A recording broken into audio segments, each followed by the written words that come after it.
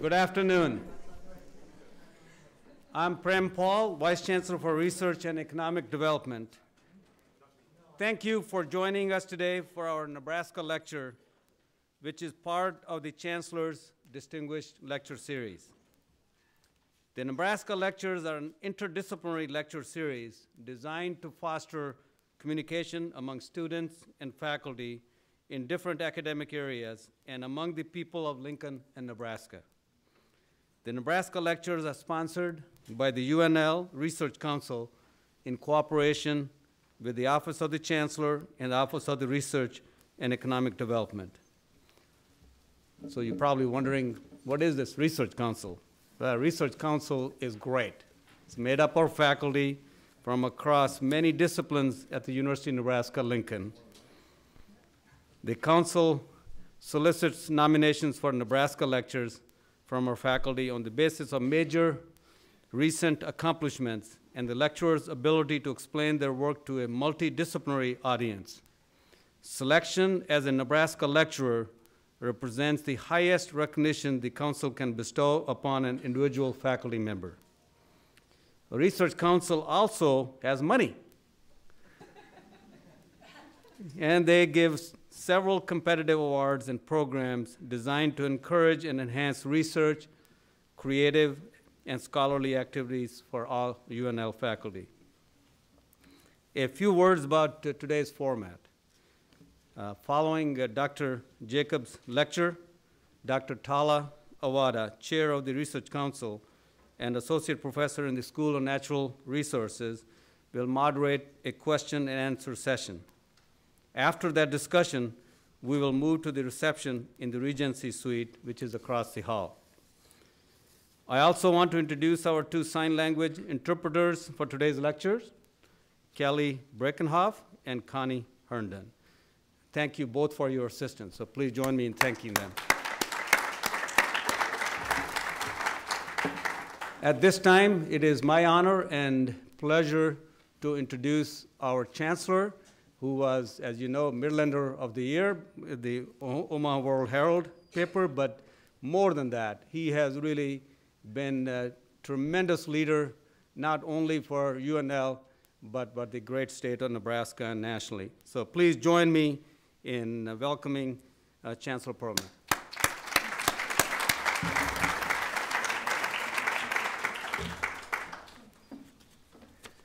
Well, thank you, Prem. Well, this is the happiest occasion I've had the privilege to participate in today, and I appreciate it. I needed it. I want to welcome you also to the Spring Nebraska Lecture, first in the Chancellor's Distinguished Lecture Series for 2011. It's my pleasure to introduce today's speaker, Margaret Jacobs, Professor of History and Director of Women's and Gender Studies. Dr. Jacobs won the 2010 Bancroft Prize, which is among the most prestigious awards in the field of American history writing. She recently was named a Chancellor's Professor, which recognizes her efforts in making UNL internationally recognized in the areas of comparative history, Indigenous history, and women and gender studies. During the late 19th and early 20th centuries, the United States, Australia, and Canada practiced a reprehensible behavior, removing Indigenous, Native, Aboriginal children from their birth families and moving them to schools under the guise of education and assimilation.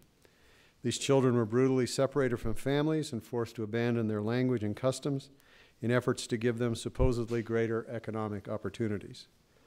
Conducted in the name of reform and compassion, these practices in fact caused irreparable personal harm to the children and their families and permanently damaged Native cultures by separating generations from their ancestral heritage in ways that were impossible to restore.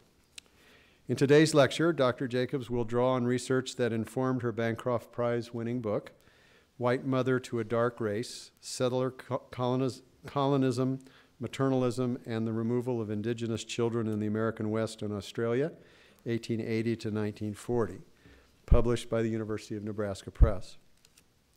She will explain the origins, consequences, and legacies of Indigenous child removal in the U.S. and Australia.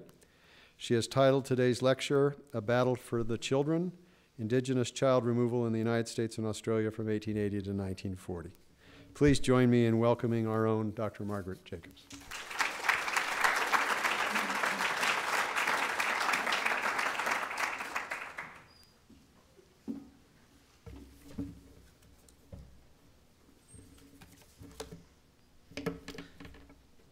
I'm going to do something really cool here. Watch this.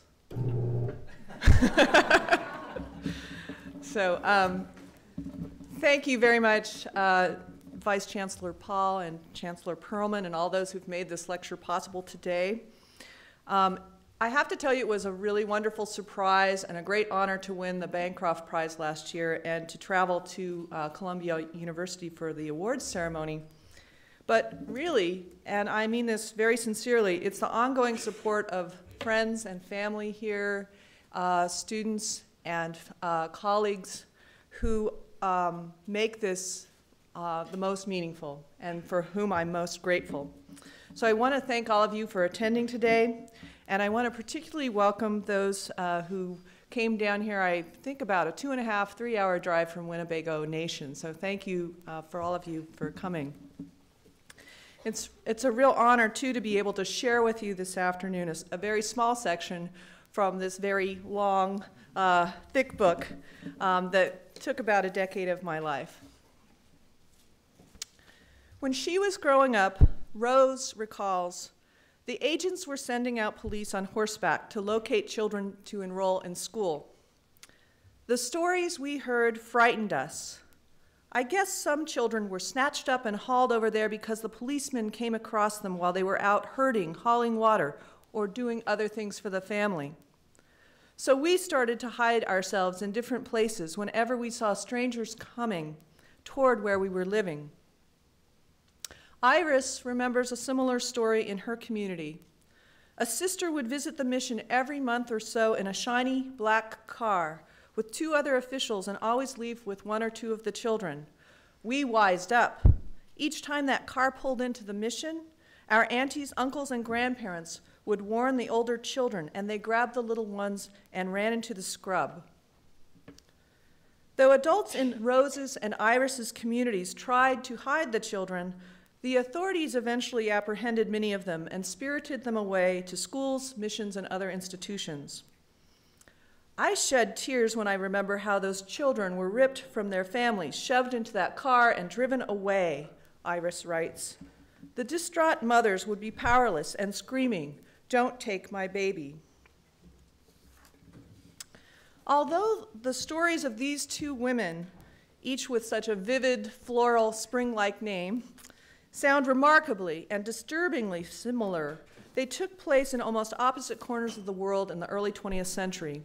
Rose Mitchell, or Tall Woman, of the Navajo tribe, grew up in northeastern Arizona, while Iris Burgoyne, an Aboriginal woman of the Mirning Kokatha group, came of age in South Australia.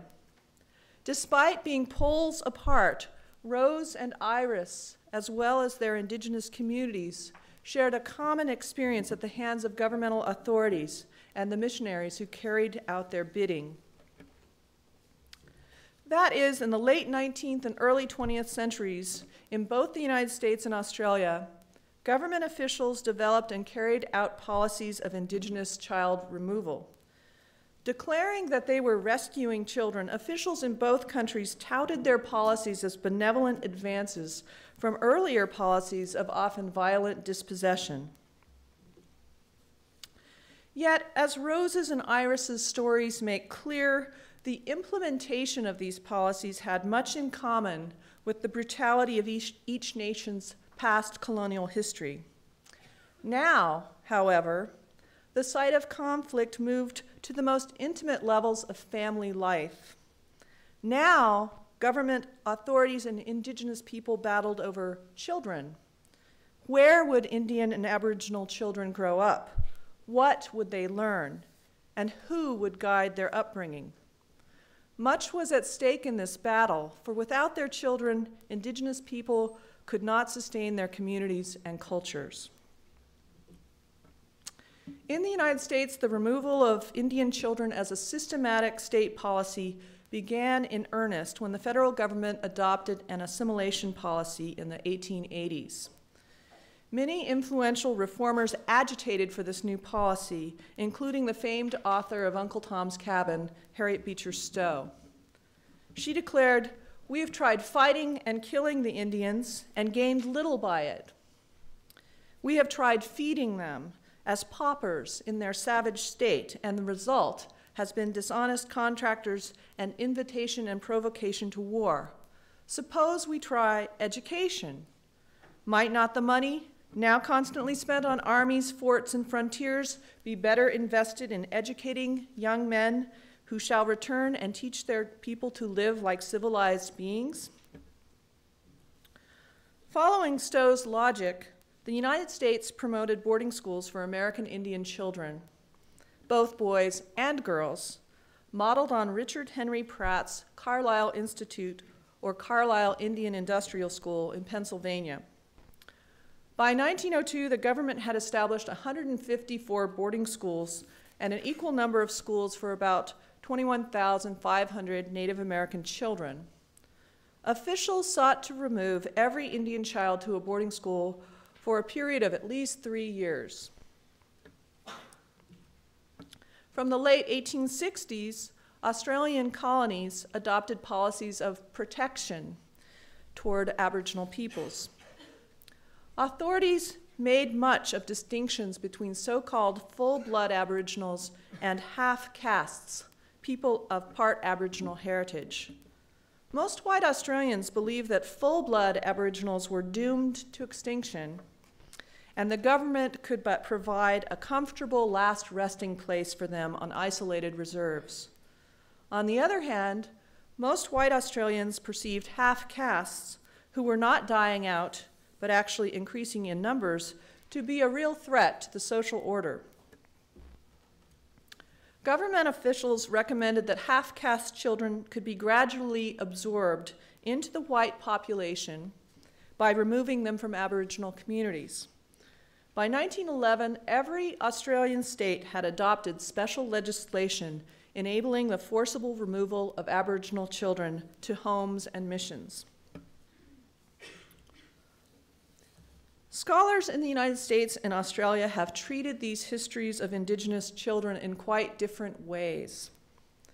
In the United States, historians have focused on the boarding schools and studied them as an aspect of Indian education. While some have portrayed them as a well-intentioned, if misguided effort, others have emphasized the oppressive nature of the schools, even dubbing their mission "Education for Extinction." More recently, scholars have revealed a wide variety of children's experiences in the schools, from abuse and trauma to adaptation and resiliency.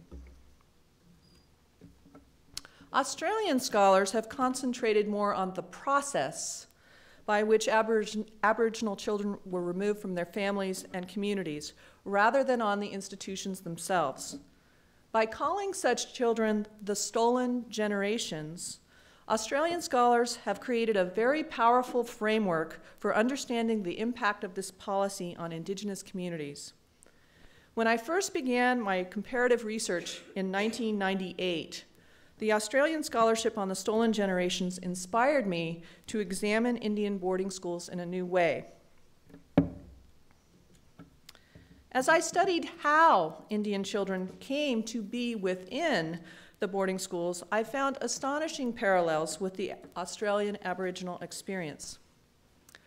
Now, certainly not all Indian children's journeys to the boarding schools were forced, and the phrase stolen generations glosses over a variety of ways by which Aboriginal children came to be within institutions.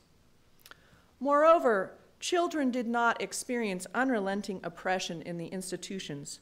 They found means to seize what opportunities they could and to create new communities. Over time, too, many Indian families claimed the boarding schools as their own and turned them to their own purposes.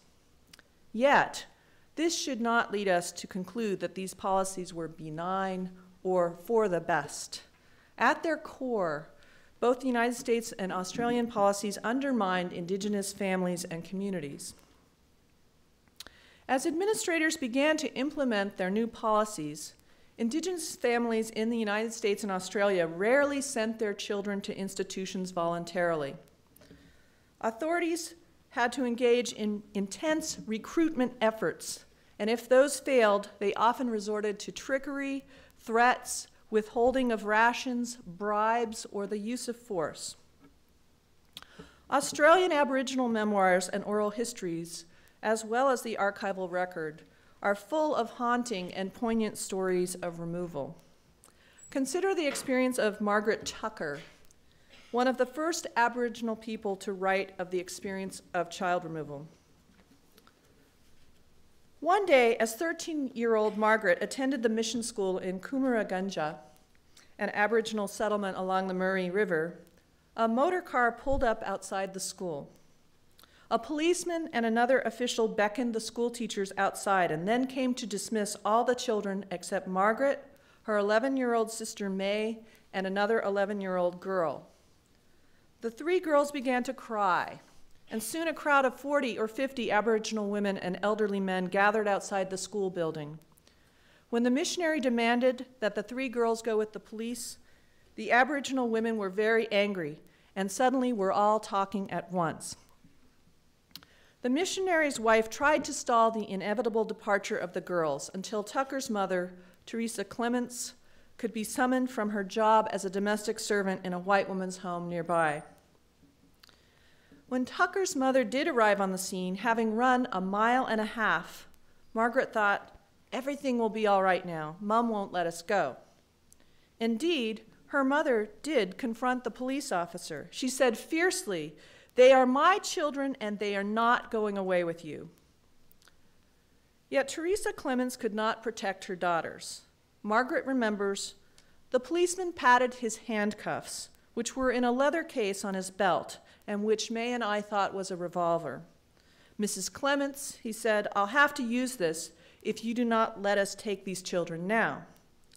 Thinking that the policeman would shoot Mother because she was trying to stop him, we screamed, "We'll go with him, Mum, we'll go."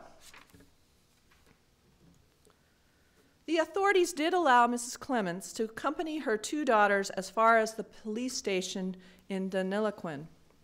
But after entering the station, Mrs. Clements heard a car motor start up outside. When she rushed out of the station, the vehicle was pulling away with her daughters in it. Margaret recalls, "My last memory of her for many years was her waving pathetically as we waved back and called out goodbye to her, but we were too far away for her to hear us." Because Australian state governments passed explicit state legislation that transferred guardianship of all Aboriginal children to the state, officials there enjoyed wide latitude in apprehending Aboriginal children like Margaret Tucker. And, like Teresa Clements, their parents could do little to stop it. In the United States, authorities never enjoyed this degree of power and authority over Indian peoples, and laws were more ambiguous. Yet officials could not fill the boarding schools, at least initially, without resort to some comparably brutal methods. To be sure, many of the idealistic reformers connected with the boarding schools preferred persuasion and were sometimes adept at convincing Indian people to send their children to school, often by telling them that their children would gain the ability to advocate for Indian rights through an education. However, many Indian people soon became disillusioned with the promises of the boarding schools, especially when they proved to be quite deadly. For example, the Spokane leader, Lot, had willingly sent many of his own children and his tribe's children to be educated in the East. Yet, out of 21 Spokane children he had sent to school, 16 had died. To add insult to injury, the school officials did not send the children home to be buried. "They treated my people as though they were dogs," Lot protested. He pleaded with the government to establish a day school on the reservation. The Bureau of Indian Affairs did not respond for 3 years. Then they proposed building a school at a remote distance from the center of the reservation. "My people are now scared," Lot asserted. "They do not want to send their children so far away to school." To prevent their children from being taken away, many Indian mothers took desperate measures. Marietta Wetherill, a white trader who lived on the Navajo reservation, witnessed a number of Navajo mothers digging a trench and laying their children in it.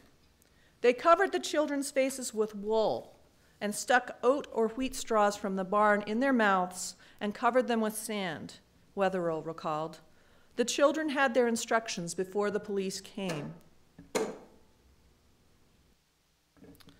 Among the Mescalero Apaches in New Mexico, according to the government agent there, every possible expedient was resorted to by the women to keep their children from school.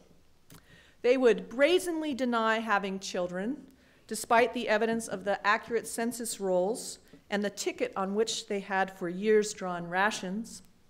Children were hidden out in the bushes, drugs were given them to unfit them for school, bodily infirmities were simulated, and some parents absolutely refused to bring their children in, the agent complained.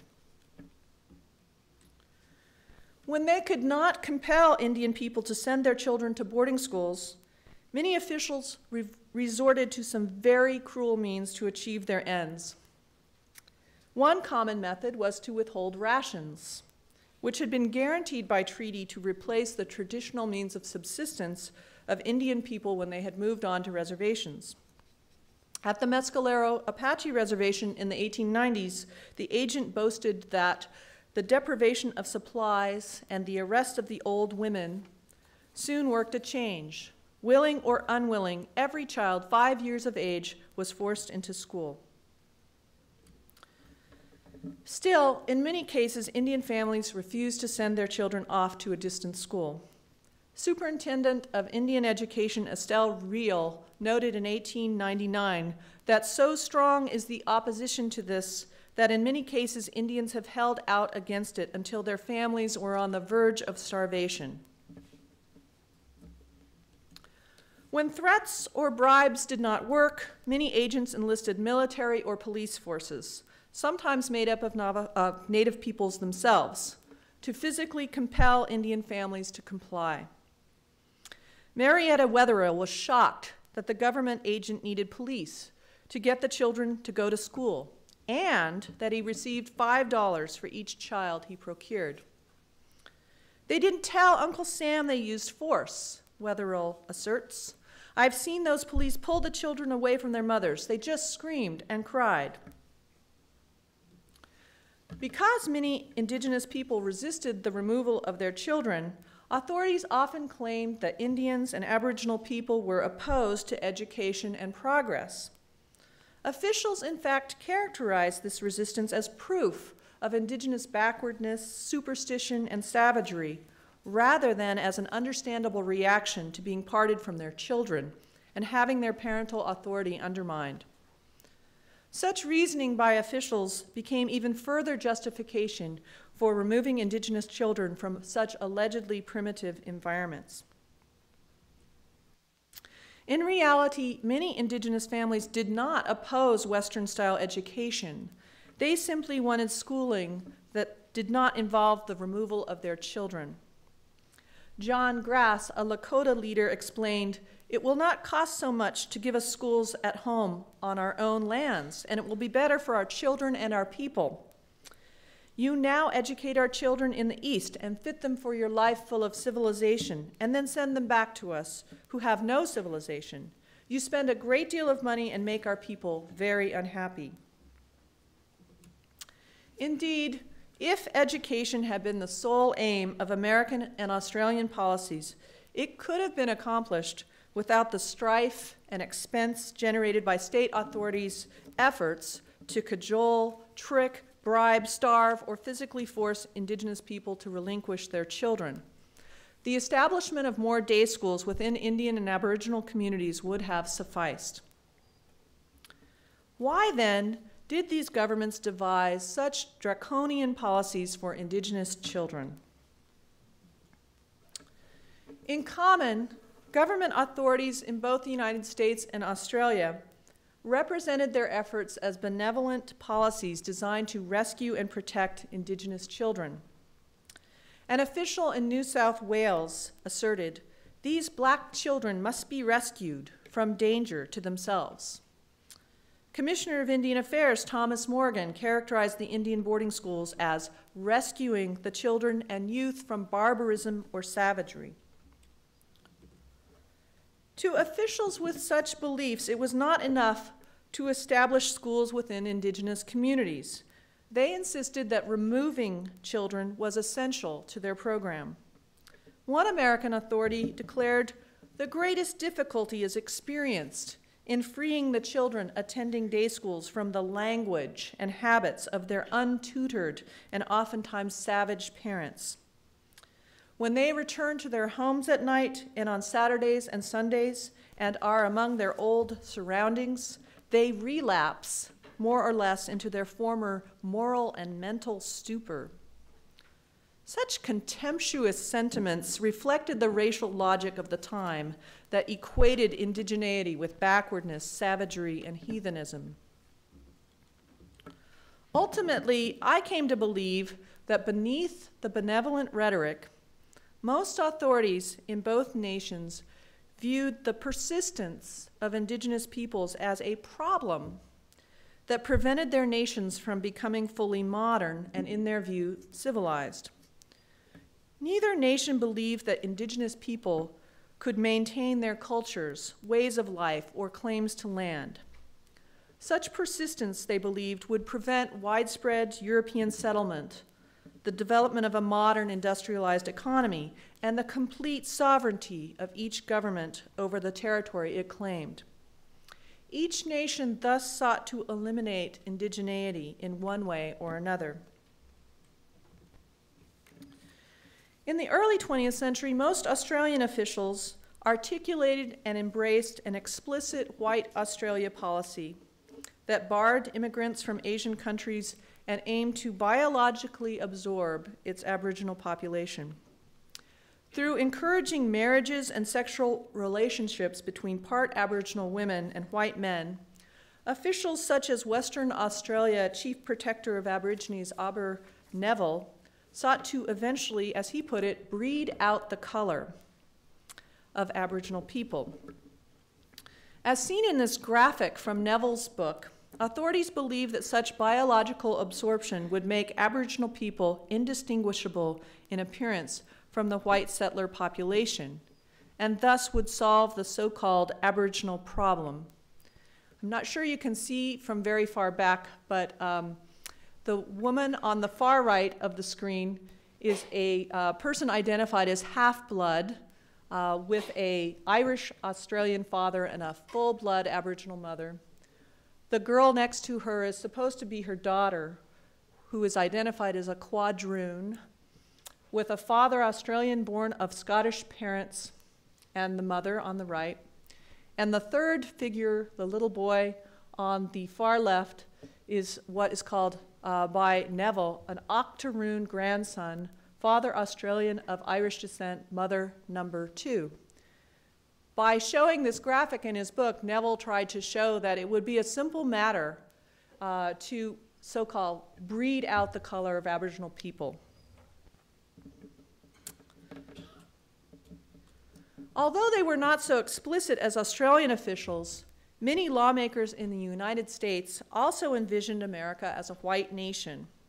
Many had supported policies to restrict immigration and naturalization of those migrants deemed non-white, and many countenanced the rise of segregation and Jim Crow legislation. To solve the so-called Indian problem, that is, to make Indians indistinguishable from white settlers, most policymakers initially proposed cultural assimilation rather than biological absorption.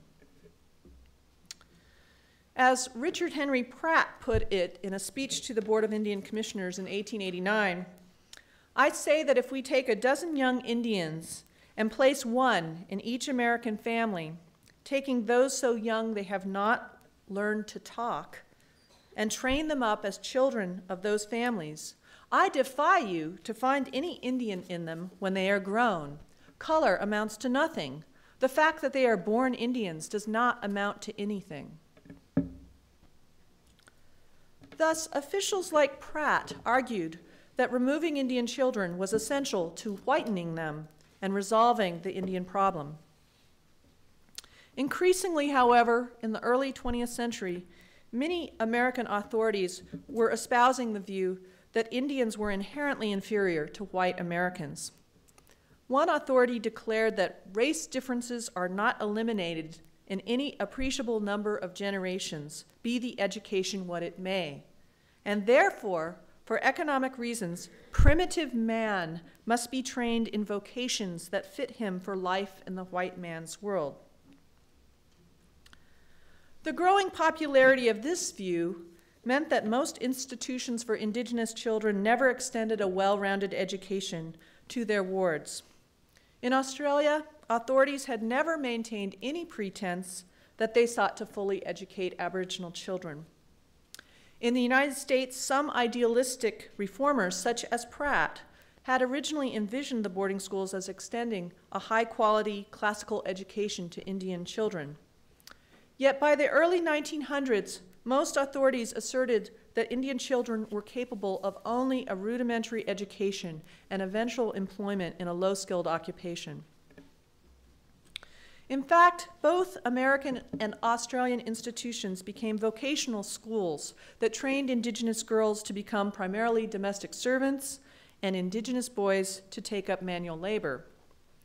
Australian missions and homes routinely apprenticed their trainees out to white families, while many Indian boarding schools adopted Pratt's outing program that placed Indian children as field hands and servants within white households. On both sides of the Pacific, authorities explained their training programs in terms of making Indigenous people useful. In a typical comment, Sir Baldwin Spencer of Australia declared, "Aboriginal children of a school-going age should be taken from the camps and taught to become useful members of society." The newly trained children would fill crucial labor needs in their growing national economies. According to the Carlisle Indian School newspaper, so great is the demand for the Indian boys and girls that more than twice as many applications for pupils as can be supplied are received. Thus, the removal and institutionalization of Indigenous children killed two birds with one stone. It resolved the problem of the persistence of Indigenous people by making Indigenous children useful while fulfilling a need among white families for cheap labor. Contrary to the benevolent rhetoric, however, it did not prepare Indigenous children to assume equal status and citizenship with the white colonists of their countries.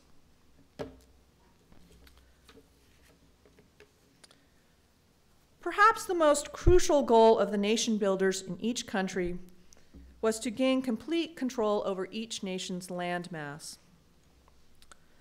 Authorities looked to Indigenous child removal in part to help them achieve this objective as well. Most American settlers and even some humanitarian reformers regarded American Indian retention of any land as thwarting the nation's ultimate development. American reformer Lyman Abbott told the Lake Mohonk, New York conference, "Indian people have no right to hold a continent and keep at bay a race able to people it and provide the happy homes of civilization. We do owe the Indians sacred rights and obligations, but one of those duties is not the right to let them hold forever the land they did not occupy and which they were not making fruitful for themselves or others." American authorities garnered more land from Indian reservations through the 1887 Dawes Act, which broke up tribal lands and allotted each Indian male head of household 160 acres of land. After the allotment of all reservation lands, the remaining surplus reverted to the federal government for sale. All told, Indian people lost about 90 million acres in this period. Meanwhile, across the Pacific, white Australians had secured title to virtually all the land on the continent.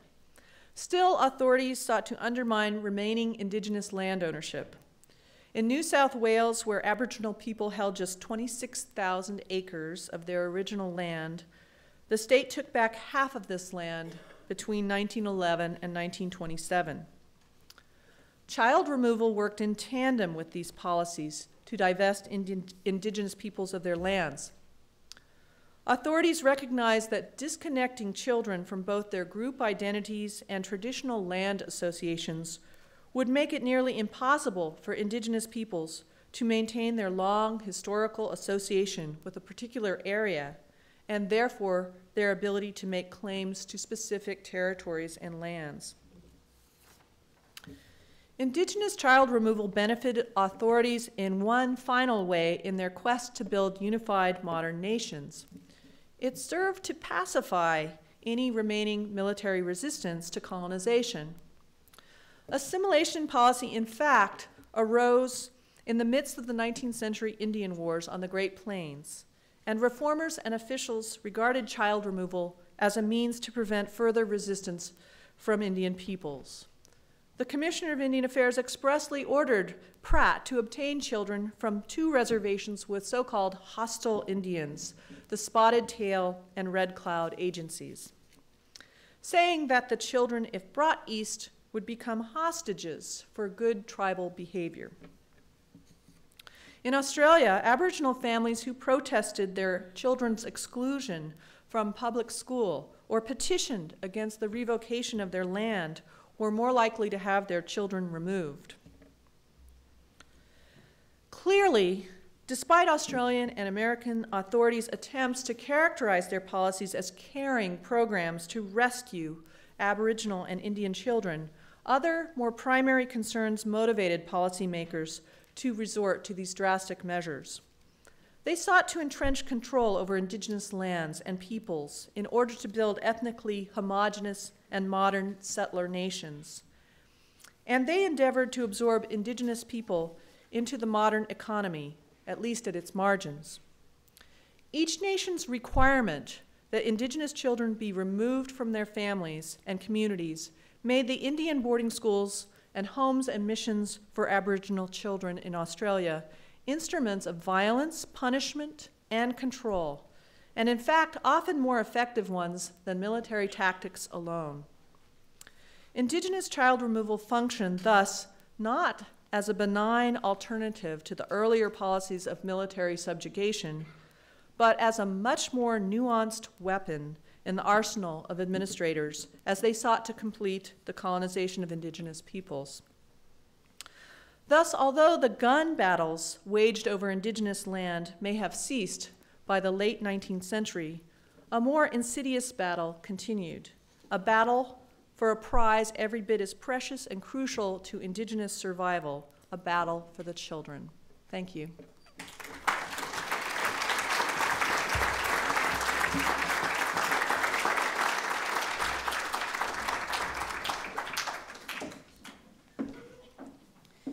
Thank you, Margaret, for this great talk. And now we have a few minutes for questions and answers before we go to the reception in the Regency room. So please use the microphone here in the center if you have questions.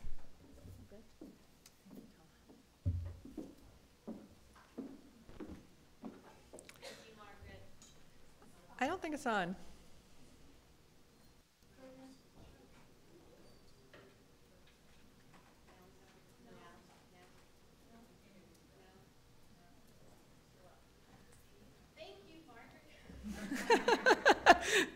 While we're getting the mic fixed. Now? Yes. Okay. Thanks, Thank Amelia. you, Margaret.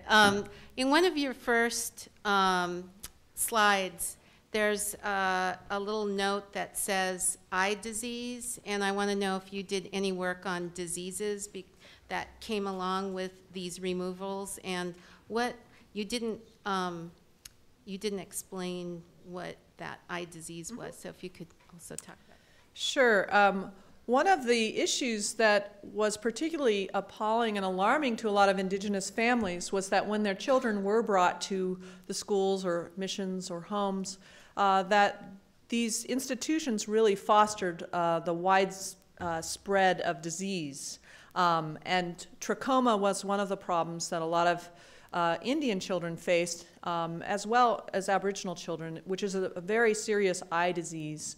Another killer in Indian boarding schools and Aboriginal institutions was tuberculosis.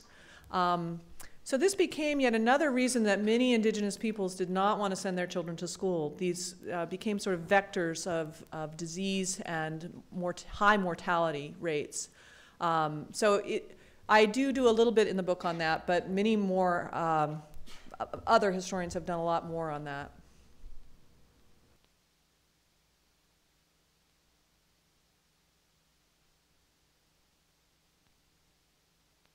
Hi, Margaret. Thanks for that. I actually have two questions. One, if you can talk a little bit about the industrial school model, and I think it's very interesting because of the fact that even though a lot of people may not have noticed it, that Hampton Institute, which is an African-American school, was part of that experiment, and how do you see that rhetoric working across ideas about race, and particularly with respect to Native American peoples? And then the second thing that I thought was interesting was the use of the language of octoroon and quadroon also in Australia, and what do you make of the different ways that they're thinking about race? And if you can say a little bit more. Oh, and the last thing, sorry. I brought up my pad. She knows me, so she's allowed to. Women, white women, can you talk a little bit? I mean, that's more in your book, but their role in this removal process. Thanks. Thanks, Jeanette, my beloved colleague. First, the industrial school model. Indeed, Jeanette mentioned the Hampton Institute, and Hampton actually preceded Carlisle. It was a school that had been opened for newly freed blacks. It was an industrial school that was meant to teach them sort of how to be useful as well. And it was run by General Samuel Chapman Armstrong, who had a close relationship with Richard Henry Pratt. And when Pratt had a number of prisoners of war to be rehabilitated, he arranged with Armstrong to send several of these prisoners to Hampton to be educated in what he thought of as an experiment. And eventually Pratt became convinced that this experiment was really useful and would work on all Indian children. So Hampton, for a number of years, had many Indian people coming as well as African Americans. In fact, many Indian children from Nebraska, lots of Omaha and Winnebago children went to Hampton. And interestingly, there was an attempt to segregate Indian children from African American children at Hampton. But that was kind of a losing battle because there was a lot of interaction between them. The issue of the terms quadroon and octoroon are really interesting because in Australia they called Aboriginal people black. And Australians who read up about race in the United States rarely read much about Indian people. They weren't that interested in Indian people. They were really interested in U.S. policies and debates and issues about blacks and African Americans. So they often used many of the same terms that Americans used, octoroon, quadroon, etc. But they had a really different attitude. This whole notion of breeding out the color was very different from a white Southern American notion of one drop of black blood made you black. So Australian racial politics are incredibly interesting and divergent from other places in the world. One thing I should note about that, though, is that Australian authorities never envisioned this biological absorption to take place by so-called breeding Aboriginal men with white women. They only envisioned it the other way around. And so I want to thank Jeanette for bringing up the issue of women because the book really is a lot about women.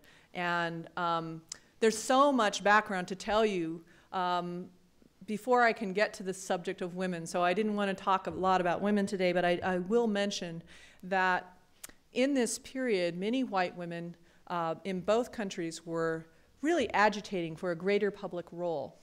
And at the same time, many of these women came from religious backgrounds or reform backgrounds that really influenced them and made them want to be helping to people who they saw as disadvantaged and lacking rights. So many white women got very involved in Aboriginal politics and rights movements and Indian reform movements as well. And I write about how they, in fact, become kind of ensnared in these government policies in this period. They see themselves as having a special role to play as mothers that can really help Indigenous people and Indigenous children, and they see a role for themselves in institutions where they can be almost like surrogate mothers to the removed children. And they don't always uphold or honor the rights of Indigenous women and families to keep their children. So I found it a great sort of paradox that these white women who were basing their own activism, their own activity outside the home on their role as mothers would undermine Indigenous women's mothering. So that's a kind of thread that goes throughout the book. So, more questions?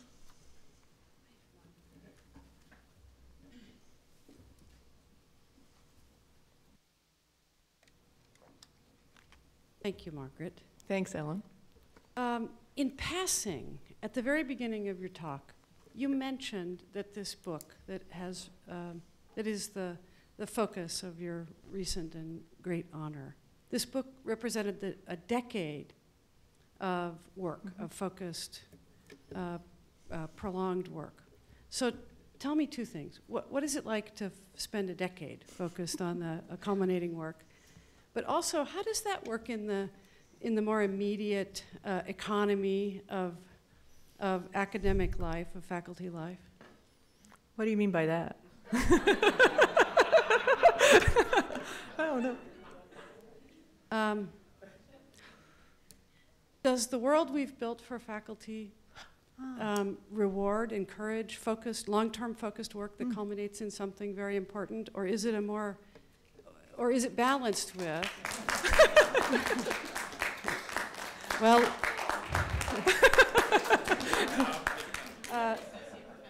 that's really nice because I probably just got fired. So. No, seriously, this is a matter of considerable interest for all of us, and I think relates to things that all of us care about.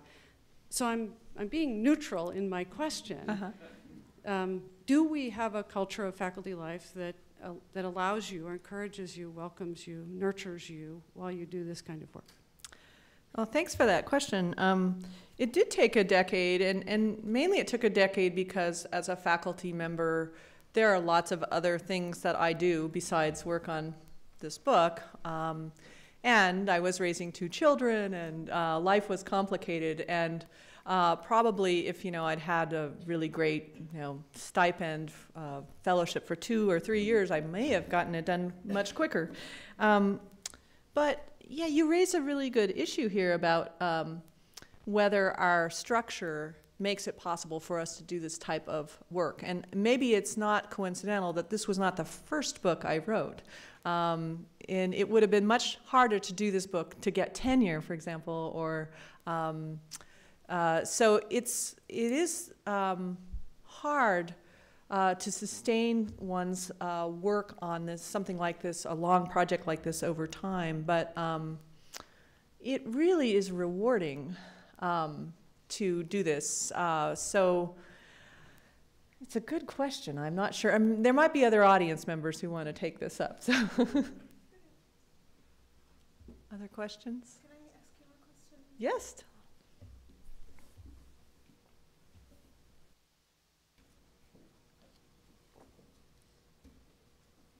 Margaret, I'm curious to what happened, if you have researched what happened to these kids after they left schools. Have they reintegrated in their native cultures, the majority of them, or have they been, or they were absorbed in the white culture? Have you researched this topic? Thanks for the question. And yes, I have researched this a bit. It's different for Australia and the United States. What was different in the Indian boarding schools, oppressive as they could be, they ultimately thought what they were doing was training children and sending them back eventually to their reservations where they were supposed to, quote, uplift the rest of the members of their communities. So a lot of Indian children did return home eventually. Things weren't always so smooth and easy, though, and there were lots of really heartbreaking passages and things I came across. For example, I tell the story of one Navajo child who returns, and his family, he doesn't recognize his father. He doesn't recognize a lot of his relatives. He doesn't speak Navajo anymore. But the Navajos do a ceremony for him called the Blessing Way ceremony, which is meant to kind of heal him, because they did Blessing Way ceremonies for all the children who came home, because they felt that they'd been traumatized, they'd lost something, and there was a kind of ritual to cleanse them and reintegrate them into the group. Australia is a very different situation, because in that context, authorities truly did want to permanently remove children from their families and communities, and they did want them to permanently be absorbed into the community. So some children, like Margaret Tucker, over time do manage to go back, and she finds her mother. And there is an organization that's been going on since the 1980s called Link Up in Australia that tries to help Aboriginal people find their families and reconnect with them. But sometimes people don't reconnect with parents, aunts, uncles, grandparents for 20, 30 years. Sometimes they never meet their natal families. And a lot of authorities told Australian children that their parents had abandoned them, that, you know, your mom was a drunk, she didn't love you, that's why you're here. So there's a lot of incredible tension, anger, frustration that resulted from these policies.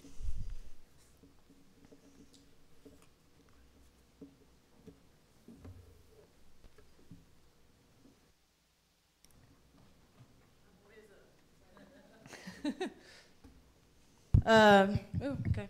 My name is Sloan Cornelius, and my question is, you talked a little earlier about how the mothers in the schools, they had seen themselves as mothers, but in fact kind of disparaged these Native kids. And just to answer a little bit of that question that you had asked, a lot of those past kids, they did go through a lot of emotional trauma, but as an Indigenous person, Oglala Lakota, we still happen to see that emotional trauma happening today, a lot of intergenerational trauma, and so we still continuously suffer from that problem. Mm-hmm. And so I guess my question to tie in with that is, when you have these people who disparage Native kids, how do you find a mirror in that with today's academic setting? As an Indigenous person, it's still the same thing. It's different, but it's still the same in many ways. So how do you see that mirroring what happened then with now? Well, thanks for bringing that up, and you are absolutely right that this caused a lot of intergenerational trauma, and we're still seeing the legacies of that today. One thing that many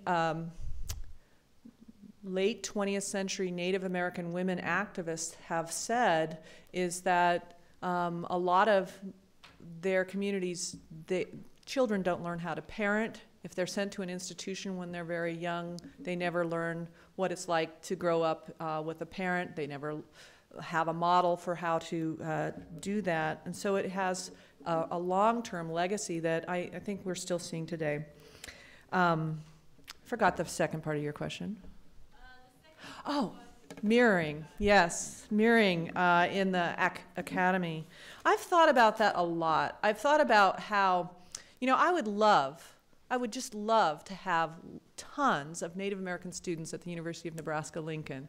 I think, you know, that'd be just a wonderful thing.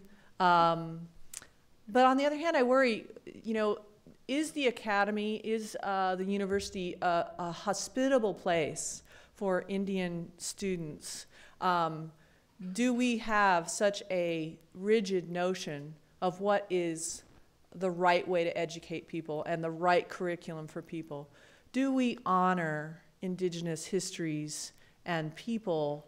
Have we created a space in which Indigenous people can bring to the table the rich past, the rich histories, the rich cultures that they have, and be honored here. So I think that's a really good question, because I think sometimes we as an institution, I'm thinking of the University of Nebraska, we really need to think about how can we create a place for indigenous peoples in Nebraska and the region to come here and not have that kind of top-down assimilated type of education, but something that really honors their presence and their past and their experience. So I really thank you for that question. Okay. Margaret's going to stay around in the Regency room for the reception. So please, if you have more questions, talk to her, and join me now in thanking her again for this great talk.